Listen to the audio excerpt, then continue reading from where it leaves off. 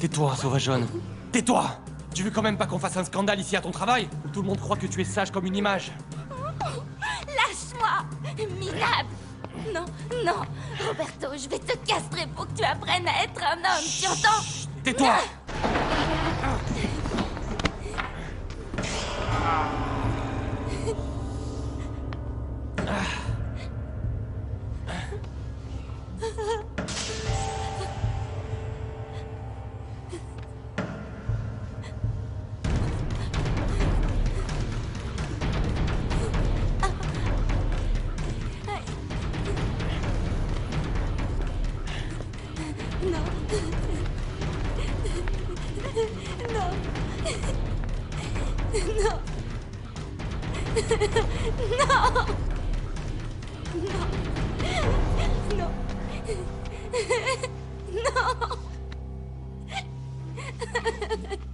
Non! Lâche-moi! Viens par là! Non! Lâche-moi! Lâche-moi!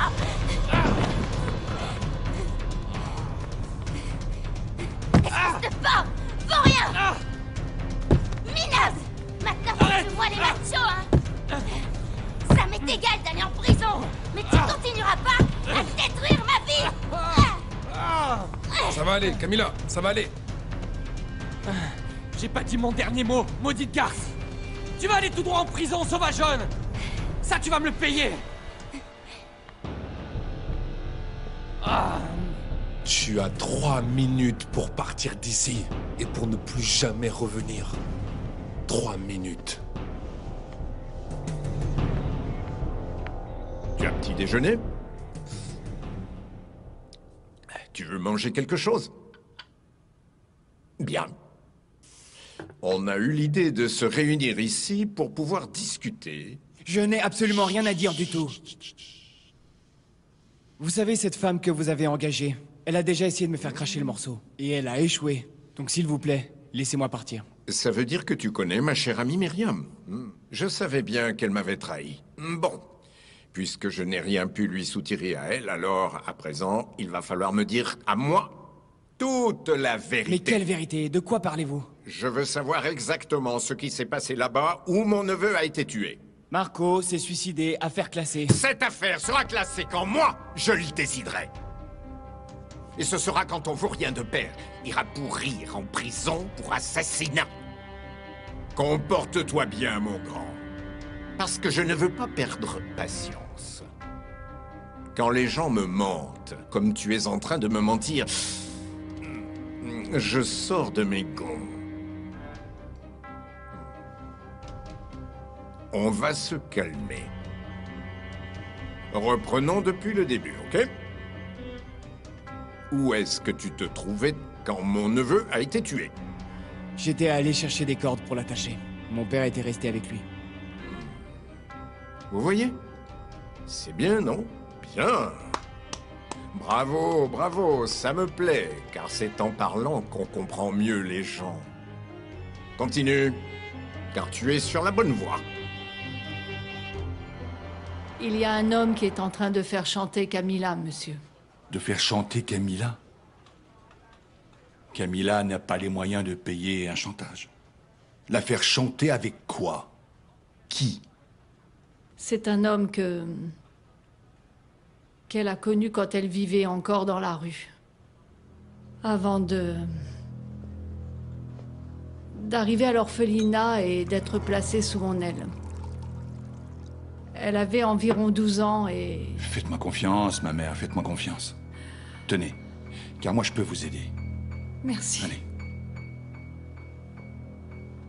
Mais monsieur, si Camilla apprend que je suis en train de parler avec vous, elle sera extrêmement fâchée après moi, croyez-moi. Eh bien, vous savez, cet homme dit que Camilla est une assassin. Et qu'en pensez-vous, ma mère? Vous croyez que c'est vrai? Non, non. Non. Je ne crois pas, non. Mais la vérité est que je suis très angoissée. Parce que je crois que derrière tout ça, il y a autre chose de plus grave. Bien autre chose.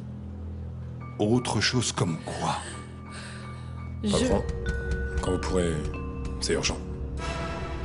Mais Rosario ne m'a pas demandé la permission de sortir. Ah, Chila, toi et tes histoires.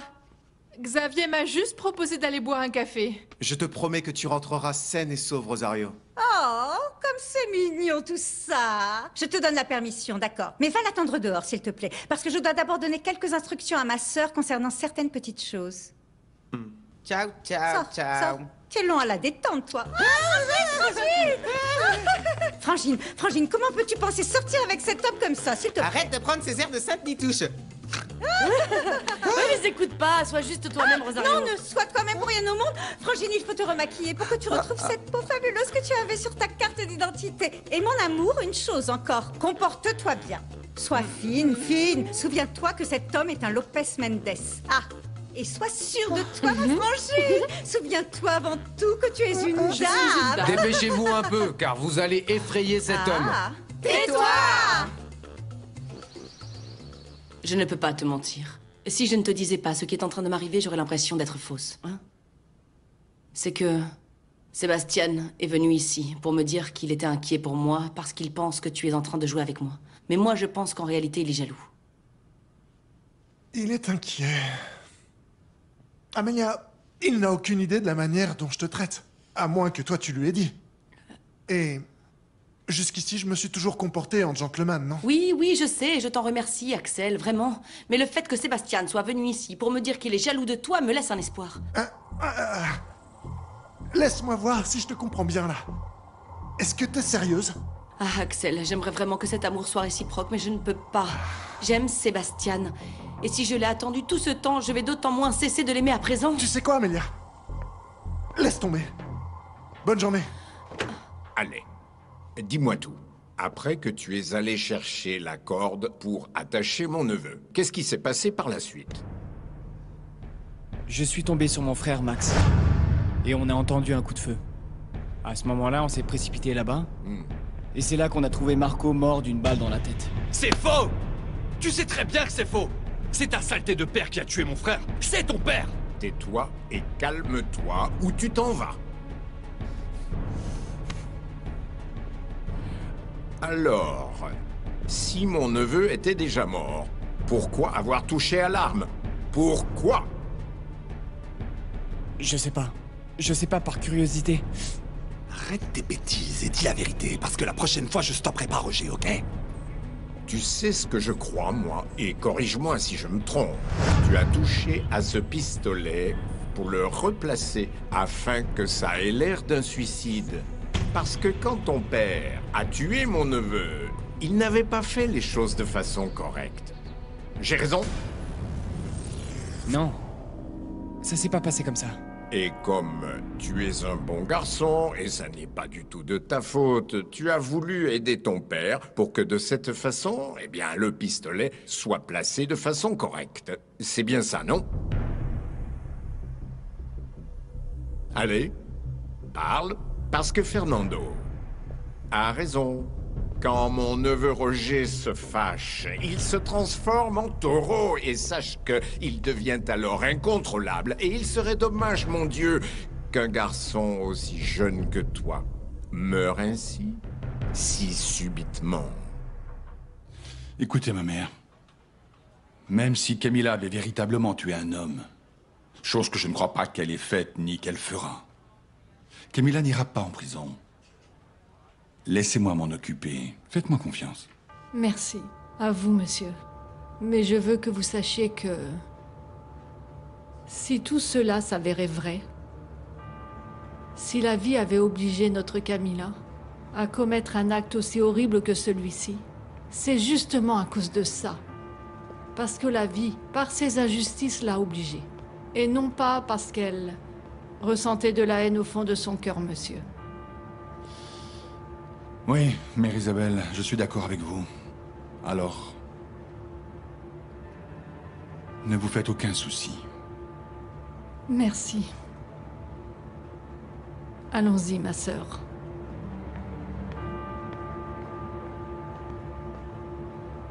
Qu'est-ce que tu veux, Santiago? Il s'agit de ce type qui se fait passer pour le mari de Camila. Je l'ai surpris au dépôt en train de vouloir abuser d'elle. Je veux avoir ce type juste en face de moi. Alors pars, me le chercher sur le champ, et emmène-le dans un endroit où nous serons seuls, lui et moi. C'est bien clair, hein? Oh, quelle émotion! T'es très jolie. Non, non, jolie, non. Splendide, splendide. Ah, Frangine, viens ici. Oh, ma jolie petite sœur, toi, sois fine. Tu m'as bien entendu? Fine comme moi. Et attention à ne lâcher aucune bêtise, s'il te plaît. C'est clair? Répète-le. Je serai fine. Très bien. Comme moi. Oui, comme moi. Oui, comme toi. Comme toi, sans lâcher aucune bêtise. C'est bien, c'est ça. Heureusement, tu apprends vite. Comme moi.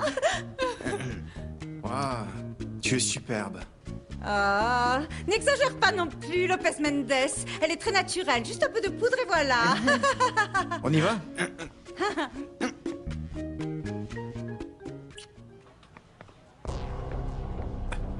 Ça ne va pas, Camila?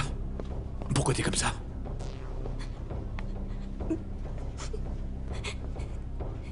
Roberto. Quoi? Il a voulu abuser de moi. Quoi? Il m'a attrapé de force. Et il a voulu me violer. Comment ça? Dis-moi où est ce type? Non, arrête. Attends.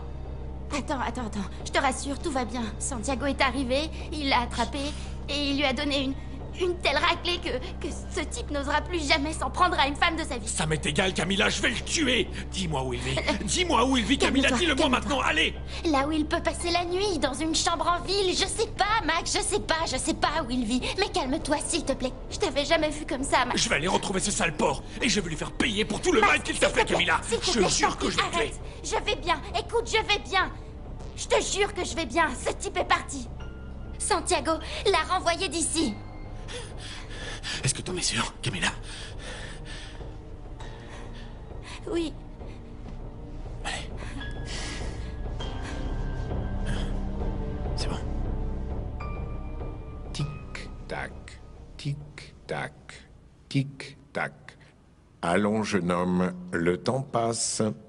Et mon neveu Roger est en train de perdre patience. Qu'est-ce que vous voulez que je vous dise? La vérité. Juste la vérité. Mais je vous ai tout dit de ce que je savais. Ce n'est pas suffisant. On a besoin de plus de détails, Ce genre de détails qu'on peut utiliser comme preuve devant un tribunal. Je n'étais pas présent. Mais tu as bougé l'arme parce que tu savais que ton père avait tué mon neveu. Tu voulais le protéger. Ça s'est pas passé comme ça. Si, c'est certain. Parce que toi-même, tu n'as pas cru à cette histoire de suicide. Parce que si la police était arrivée et qu'elle avait vu le corps et l'arme tels qu'ils étaient placés, ton père serait allé tout droit en prison. Non. Si, c'est vrai. Tu as voulu protéger ton père. Et ce vaurien a voulu tromper l'équipe des policiers. Et ton père a tué mon neveu. Et toi, tu as bougé l'arme pour éviter à ton père d'aller en prison.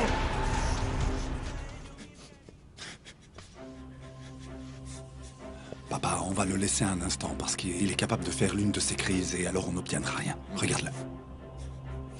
Oui, tu as raison. Il s'est très bien comporté. Mais j'aurais juste besoin, pour pouvoir terminer cette agréable conversation, de connaître un petit détail. Une chose qui me manque. Tu pourras collaborer avec moi? Tu vois, ça me plaît quand tu décides de collaborer. Dis-moi, quand toi et ton frère, vous êtes revenus avec les cordes après avoir entendu le coup de feu, ton père portait des gants? Des gants? Oui, des gants. Ces gants qu'utilisent les ordures comme ton père pour tuer les gens. Des gants. Non, mon père ne portait pas de gants. Il n'en a jamais eu, je vous le jure. Alors c'était donc les tiens? Parce que la police a trouvé des gants sur les lieux. Qui de plus ont servi de preuve suite à l'utilisation de paraffine parce qu'il portait des traces de poudre. Non, je portais aucun gant. Et de plus, ni Max ni moi, nous n'avons tiré. C'est exact. Puisque Le seul à avoir tiré a été Marco et il s'est suicidé. Il aurait été très difficile pour lui de retirer ses gants une fois mort. Tu vois? À présent, tu sais quelque chose que nous aussi nous savions déjà. Et dis à ton père, à Ézéchiel, qu'à partir de maintenant, nous savons bien que c'est lui qui l'a tué. Je vais aller retrouver cette ordure. Et il va devoir répondre de ses actes pour ce qu'il t'a fait. Qu'est-ce qui t'est arrivé, mon sucre d'orge? Santiago vient de me prévenir, ça va? J'ai juste eu très peur, mais c'est fini. En plus, Mascarada va pas s'arrêter de tourner pour ça. Ne t'inquiète pas, mon sucre d'orge. Je sais déjà tout. Et je vais régler le problème. Roberto ne pourra plus jamais te faire chanter à présent. Dis-moi, qu'est-ce que tu sais, toi, au sujet de Camilla? Oh, attends que j'attrape Mère Isabelle. Mère Isabelle m'a raconté ce qui t'est arrivé, mon sucre d'orge. Et elle est venue me demander de l'aide. Parce que je suis la seule personne sur qui elle peut compter. Cette explication te convient? Ou tu veux que je m'étende? Stop. Taisez-vous maintenant. N'en dites pas plus, s'il vous plaît. Écoute, mon petit sucre d'orge. Je veux juste que tu saches que lorsque Ezequiel Lopez Mendes aime quelqu'un, il ne juge pas et ne montre pas du doigt. Et je suis ici pour te proposer toute mon aide. On guérit le mal en lui coupant la tête. Ne t'inquiète pas, car tu n'iras pas en prison.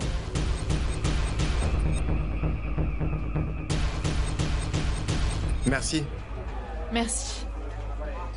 Dis-moi, Rosario, tu as un air plutôt drôle pour être aussi silencieuse. Allez, raconte-moi ta vie. Toi, sois fine. Tu m'as bien entendu? Eh bien, je suis styliste. Pas coiffeuse, parce que ça, c'est autre chose. La styliste, c'est celle qui crée un style, et c'est ce qui me plaît. Ça a l'air Créer. très... Laisse-moi te raconter. Pour nous, le salon de coiffure, c'est plus qu'une affaire. C'est comme une vraie famille. On se chamaille, on se réconcilie. Et on s'amuse aussi beaucoup. Moi, j'adore la musique. Je danse à tomber par terre. Et je suis pas une de ces femmes qui ne savent pas écouter. Moi, je sais écouter. Moi, je sais écouter, vraiment. J'adore rire. Et je ne supporte pas les gens aigris. T'es bien sûr que je parle pas trop? Non, non. Attention de ne pas dire de bêtises, hein? J'ai étudié à Londres. Oui, de hautes études. J'ai appris l'anglais, l'espagnol, l'allemand. Je suis sérieuse. J'ai failli rester là-bas, mais figure-toi qu'il a fallu que je revienne pour aider Sheila au salon. Dans quel état avez-vous laissé le garçon? On n'a pas touché à un seul de ses cheveux, mon oncle. On l'a ramené tel qu'on l'a attrapé. En fait, c'est clair qu'il était effrayé, il tremblait, et subitement il a fait une crise comme à son habitude, et il est resté étendu par terre en pleine rue. Ça n'est pas notre problème. L'important, c'est que cet idiot, par son attitude, a confirmé qu'Ézéchiel a bien tué Marco. Moi, j'aurais rendu Leandro mort. Parce que toi, tu agis souvent comme un idiot, sans réfléchir. Je ne veux plus jamais entendre ce genre d'ânerie. Celui qui doit mourir, c'est Ézéchiel. C'est bien lui qui devra disparaître. Est-ce que c'est clair? Tu ne vas pas au bureau aujourd'hui? Qu'est-ce qu'il y a, Amelia? Ne me dis pas que tu es retournée voir Sébastien. Non, maman. J'ai rompu avec Axel. Si bien sûr, on peut dire qu'il y avait quelque chose entre nous. Pourquoi tu as fait ça, Amelia? Parce que j'ai l'impression de tromper Sébastien, maman. Si je suis amoureuse de lui, je ne peux pas donner de faux espoirs à qui que ce soit. J'aurais l'impression de trahir. En train de trahir qui? Un type qui est devenu prêtre sans même te prévenir. Tu n'as aucune considération à avoir pour quelqu'un qui n'en a eu aucune pour toi. Maman, comprends que Sébastien est venu ici pour me dire qu'il est jaloux d'Axel parce qu'il m'aime. Oh, arrête tes bêtises, Amelia. Tu as suffisamment la tête sur les épaules pour savoir que la vie n'est pas un simple jeu d'enfant. Tu penses vraiment que Sébastien t'aime parce qu'il t'a prise dans ses bras? Mais dans quel monde tu vis? Au fait, Ézéchiel, mon itinéraire a été changé parce que des clients du centre-ville ont du retard dans leur paiement et Ne t'inquiète pas, mon petit sucre d'orge, ne t'inquiète pas, car toi, dans cette entreprise, tu n'as aucun compte à rendre à personne. Mascarada sera toujours à tes pieds. Alors dis-moi une chose. Pourquoi est-ce que tu ne m'avais pas dit ce qui t'était arrivé? Parce que je ne voulais déranger personne. C'est pour ça. Merci pour tout, mais ça va. Tu as bien entendu, papa? Tu n'as pas besoin de débarquer ici comme le sauveur de Camilla.